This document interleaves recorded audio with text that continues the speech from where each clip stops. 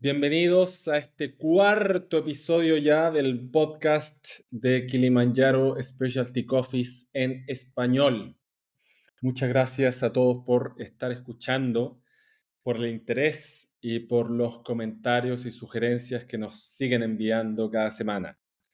En el episodio de hoy vamos a hablar sobre los Etiopías naturales o naturales de Etiopía, como lo quieran llamar ustedes. Este es un tema muy interesante y muy apasionante porque involucra dos grandes temas en el mundo del café de especialidad. El primero, Etiopía, que es, como todos sabemos, el origen de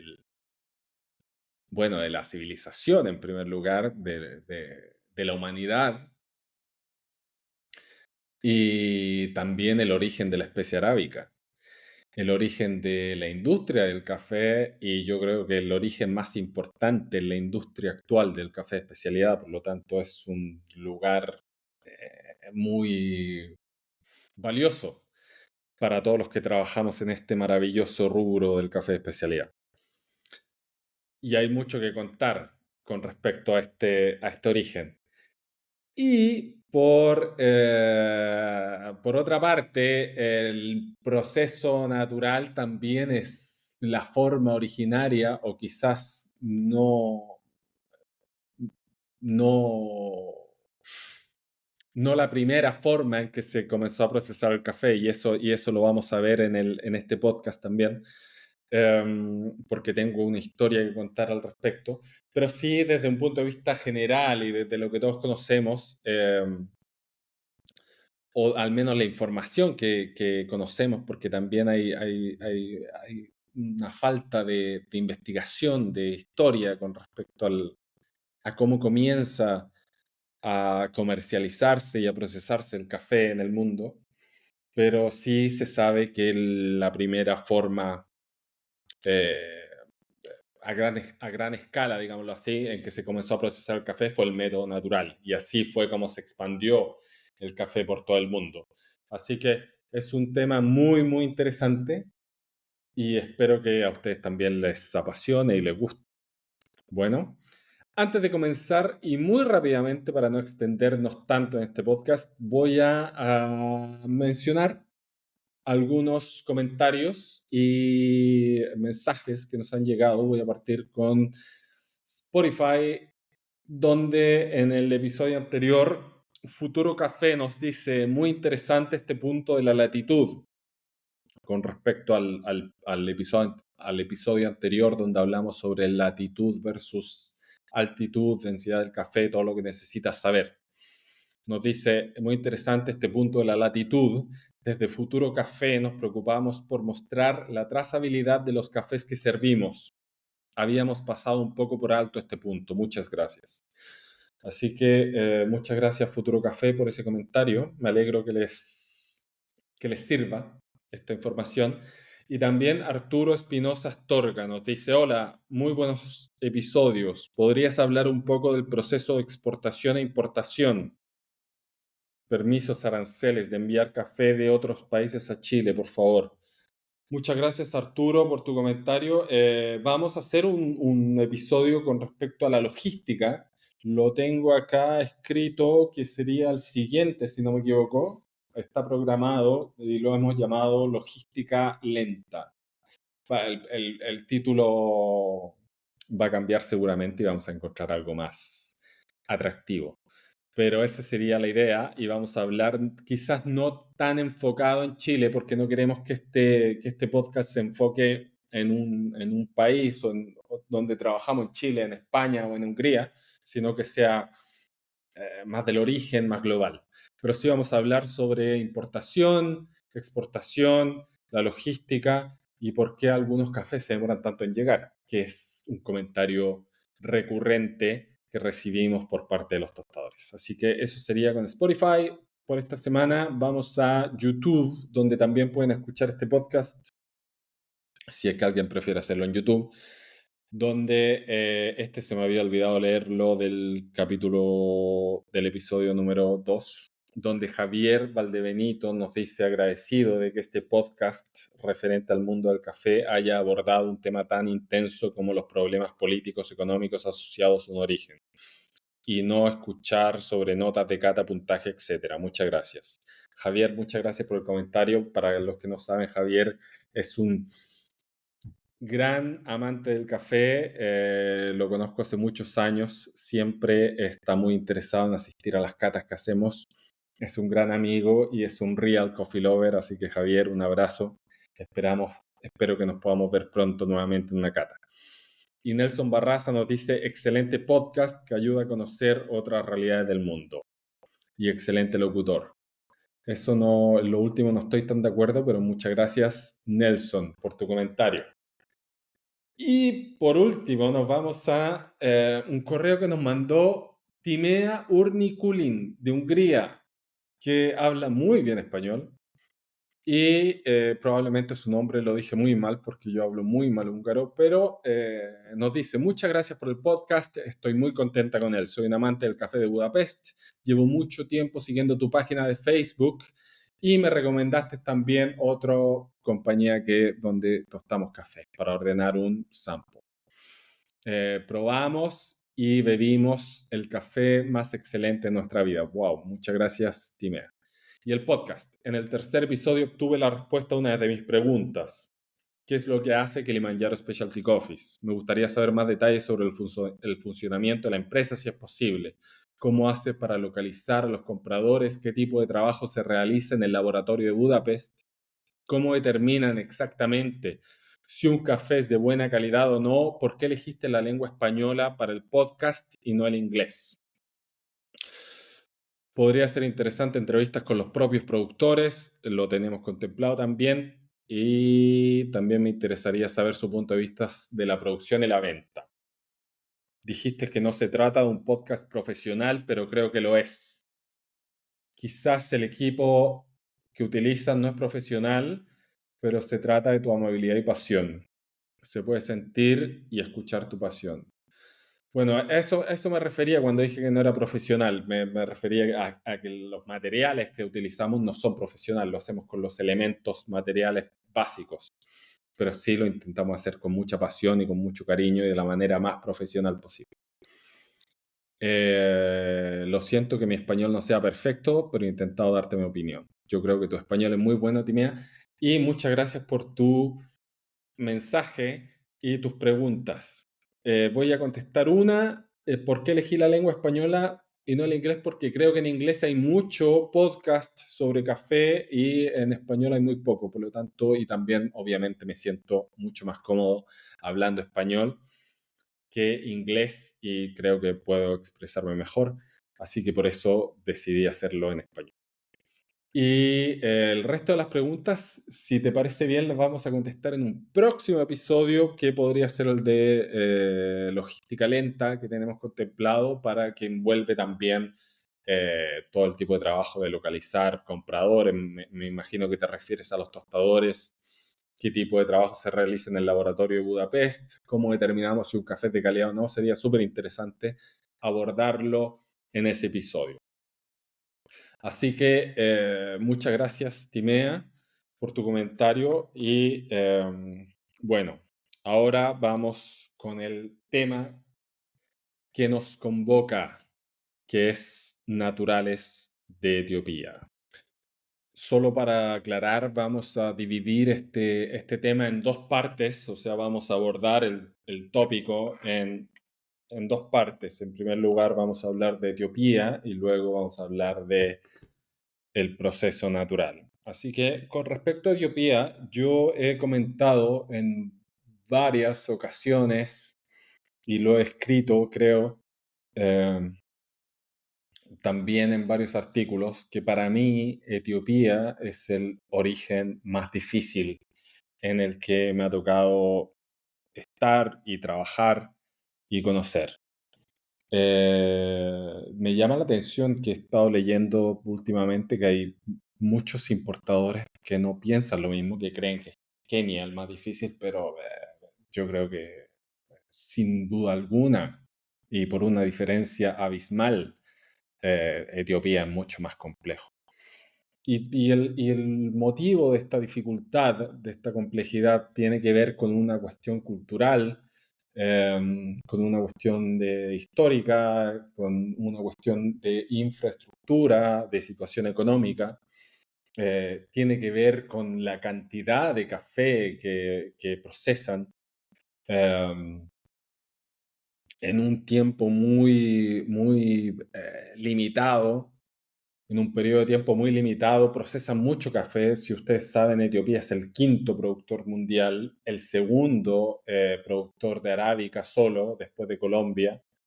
Entonces, y en una cosecha que dura 3 meses. Por lo tanto, imagínense la cantidad de café que tienen que procesar en 3 meses.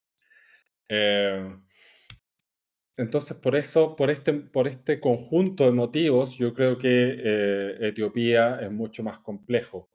Y como muestra de esa complejidad, les quiero contar una historia que me tocó vivir y fue en un viaje a las profundidades de la zona cafetera de Etiopía, muy conocida, que se llama Guji, donde es un lugar muy salvaje, muy auténtico, donde pareciera uno retroceder 100 o 200 años en el tiempo cuando está viajando por ahí. Y, y me tocó estar en esta zona donde hasta el día de hoy, y como en muchas otras zonas de Etiopía, se comen la carne cruda, no la cocinan. Y esto es una delicatessen en Etiopía, poder comer carne cruda. No, no todo el mundo puede comer carne, obviamente porque hay mucha pobreza, pero en estas zonas de Etiopía aún se come la carne cruda y cuando uno va a estos lugares te hacen vivir o sufrir esa experiencia. En mi caso, a mí no me gusta, pero sí, cuando estoy ahí la tengo que comer porque es una tradición. Así que es una parte difícil del viaje esa. Pero también al mismo tiempo es interesante. Pero lo que quería mencionar es que cuando estaba en esta zona de Gulli, visitando a unos productores de café muy humildes, si bien es cierto, tienen mucho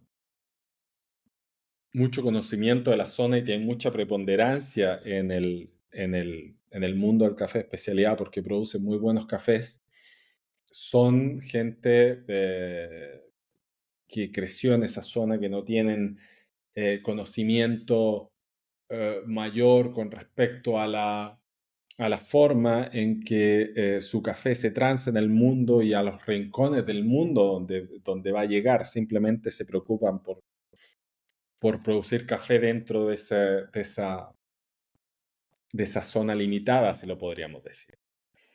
Lo interesante es que esta familia de productores me invitan a su casa y me preparan un brebaje que consistía en cereza de café carbonizada, o sea, la cereza sin despulpar, sin nada, la ponían en una especie de plancha de metal o un sartén y la tostaban con la pulpa y la fruta ahí hasta carbonizarla. Luego esa cereza la echaban en un vaso y le ponían leche de vaca o cabra, no estoy seguro, con manteca de lo mismo, de cabra vaca. Y esto tenía un olor nauseabundo, era realmente muy desagradable el olor de este brebaje. Pero me dijeron que así fue la primera forma en que se empezó a consumir el café en Etiopía cuando descubrieron que mucha gente dice que es Caldi, pero no es Caldi, es una, es un cuento de ficción. Pero cuando las tribus etíopes descubrieron las propiedades del café, esa fue la primera forma en que comenzaron a consumir el café. Tomaban la cereza completa, la carbonizaban y le ponían leche o manteca o lo que fuera. Y posteriormente a alguien se le ocurrió, afortunadamente, Bendito sea la persona que se le ocurrió procesar el café de método natural y posteriormente el lavado, etcétera. Y así se fue desarrollando la industria del café. Pero en un momento se hacía así. Y cuando estaba con esta familia en una situación muy formal, a uno lo tratan muy bien y es mal visto rechazar alguna, algún alimento o algún brebaje que te ofrezcan, por lo tanto lo que te dan hay que tomarse. Y con mucho sufrimiento me logré tomar ese vaso de leche con la cereza carbonizada y la manteca que le echan. Y fue un sufrimiento mayor. Pero finalmente me logré terminar el vaso, lo dejo en la mesa y la señora, la madre de la dueña de casa, me dice, ¿quiere otro? El segundo. Y ese sí que lo rechacé porque no hubiese podido tomarme ese segundo vaso. Pero fue una historia graciosa que siempre cuento y que me permitió conocer más sobre cómo culturalmente se ha desarrollado la historia del café en Etiopía. Entonces, es así como se inicia la historia del café en el mundo, en Etiopía, y, y como sabemos es la cuna de la especia arábica y el lugar también donde comienza la historia de la cultura cafetera del mundo. Y también sabemos que el método natural es el primer método de procesamiento que se hizo conocido, como el café a través de ese método o con ese método se comenzó a expandir por el mundo, primero desde Etiopía a Yemen y luego a toda Arabia y posteriormente, según dicen las teorías o las historias antiguas, que después un monje se lo llevó a la India y plantó 7 semillas en un cerro, en una montaña sagrada que aún existe en el sur de la India, y posteriormente la India se fue a Indonesia y así se fue expandiendo el café por el mundo. Pero con esta expansión y como todos sabemos, la industria del café se ha ido desarrollando y ha ido ganando mucha experiencia a través de la experimentación y la investigación, lo cual es muy positivo. Pero con esta investigación y con esta experimentación, nosotros sentimos que el café natural ha ido perdiendo relevancia en el mundo del café de especialidad particularmente. Y hay una dualidad porque si bien el mercado está demandando mucho proceso funky, experimental y fermentaciones punzantes, en Etiopía hay un cambio climático. Si el país entero se está desertificando y, y sin agua es muy difícil producir café de fermentación experimental o incluso cafés lavados. Por lo tanto, nosotros estamos apostando a que en Etiopía los cafés de proceso natural van a volver a ganar relevancia en el mundo del café de especialidad. Y dicho esto, nosotros, por un tema de cambio climático, pero también ecológico, hemos decidido que desde ahora en adelante, en todos nuestros orígenes, nosotros vamos a comprar al menos la mitad del contenedor de café de proceso natural. Y el resto serán lavados o honeys o proceso experimental, lo que sea. ¿Y esto por qué es importante? Porque para producir cafés naturales, tú no necesitas ni siquiera una gota de agua. Tú podrías producir cafés naturales sin agua. Obviamente se necesita agua para cuando el café está creciendo, se está desarrollando en la planta. Pero estamos hablando desde que se cosecha hasta el proceso. Tú podrías producir cafés naturales sin ninguna gota de agua, lo cual es muy beneficioso para orígenes como Etiopía, que están pasando por, tal como ya dijimos, por una desertificación. Hay una escasez de agua en muchas zonas. De hecho, si tú miras Google Earth o Google Maps, puedes ver que el desierto del Sahara se está comiendo a la sabana, a la selva, a la jungla africana, y está ganando espacio tanto hacia el sur y bueno, y también sabemos que al norte, hacia Europa. Em, pero esa es una realidad y por lo tanto sería muy beneficioso apoyar a las comunidades locales de caficultores a producir café con menos agua.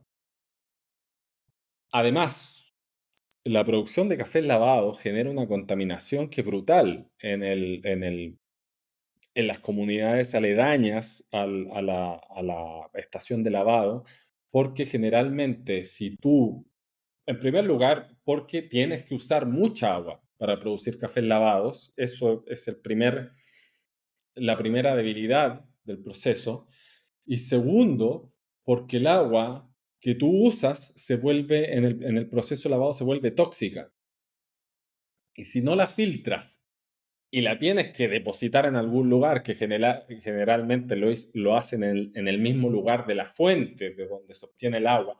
Por lo tanto, se manda esa agua tóxica río abajo y las comunidades aledañas a la estación de lavado tienen que consumir esa agua tóxica o eh, lo cual obviamente no es positivo para la salud de las comunidades de agricultores aledañas a la estación de lavado o definitivamente se contaminan la fuente de agua, el riachuelo o lo que sea, la vertiente de donde estén sacando el agua para hacer el proceso de lavado. Por lo tanto, muchas cooperativas en África están implementando este sistema de filtración de agua para poder volver a introducir esta agua que usan en el proceso de lavado, en la vertiente o en la fuente, y el resto de las comunidades la pueden usar sin peligro para su salud. Pero la realidad es que no muchas cooperativas, no muchos productores hacen este proceso de filtración porque es caro de hacer y requiere de una infraestructura, requiere un trabajo. Entonces no es la prioridad en muchas zonas de África hacer este sistema de filtración. Entonces, por eso creemos también que sería positivo darle relevancia al consumo del café de proceso natural y que vuelva a atraer a los consumidores, a los coffee lovers de todo el mundo, a los amantes del café de especialidad de todo el mundo, porque eh, son cafés de excelentísima calidad y no tienen nada que envidiar un café de proceso funky, experimental, maceración, carbón y anaeróbico. Eh, la calidad de un café, lo que queremos decir, la calidad del café no está en su nombre, en el nombre del lote, no está en la fermentación, sino que requiere de muchos factores eh, que influyen en la calidad final en taza. Hay un potencial importante con respecto a la calidad y a la implementación de medidas para mejorar la calidad de vida y el acceso al agua fresca en las comunidades aledañas a los lugares donde se produce café a través de la producción de naturales y no de lavados o algún otro proceso. Pero también hay amenazas. Y la amenaza principal que yo he podido observar es que, tal como decíamos antes, que como Etiopía produce tanto café en tan poco tiempo, eh, la debilidad que tiene la producción de naturales es que lo ideal sería que cuando la cereza llega a la estación de lavado o de secado, en este caso, esta se flotara en tanques de concreto, se pone la cereza ahí, se echa agua y a través de la flotación se logran remover la cereza que es menos densa, o sea que flota, y se selecciona la cereza que es más pesada, que es más densa, que se hunde, y esa es la cereza que va a ser de mayor calidad. Y esto se debería hacer, pero para ser honesto, no lo he visto en Etiopía porque consume mucho tiempo y también por el tema del agua que les comentaba anteriormente. Entonces lo que se hace es que se esparce la cereza en camas africanas y a través de y personas van seleccionando a mano la cereza que quizás no está inmadura o está verde o está sobremadura o tiene algún tipo de defecto. Y de esa manera se van haciendo. El problema es que el ojo humano tiene dificultad de captar defectos sutiles, diferencia de color en la maduración del cherry, que son muy sutiles, y eso hace que se incremente la posibilidad de encontrar defectos y especialmente Quakers en lotes de proceso natural en Etiopía. Pero de todos modos, todo en la vida es perfectible y se pueden buscar las maneras de ir mejorando consistentemente año tras año y para eso es súper importante recibir el feedback, que el productor recibe el feedback que nosotros les entregamos y que nosotros recibir el feedback de ustedes cuando tuestan y catan y prueban los cafés que nosotros traemos. Sería súper interesante si alguno de ustedes tuvo, tiene o tendrá la posibilidad de probar nuestros etíopes naturales que nos hagan saber cómo lo, eh, lo perciben en taza y también si encuentran muchos defectos o quakers o ese tipo de cosas. Nosotros también tenemos una percepción, pero sería interesante antes de dar el feedback global al productor para que la próxima cosecha mejore, tener colectar una colección de opiniones de distintos tostadores de todo el mundo. Así que ese es el tema de hoy. Esperamos que disfruten de nuestra selección etíope. Nosotros sin duda estamos disfrutando muchísimo. Nos ha gustado mucho. Así que espero que ustedes también lo hagan. Y si tienen cualquier duda o comentario o sugerencia, nos la dejan en el comentario de Spotify o YouTube y las leeré en el próximo episodio. Muchas gracias a todos por escuchar, por su tiempo y disfruten su café. Nos vemos pronto. Chao.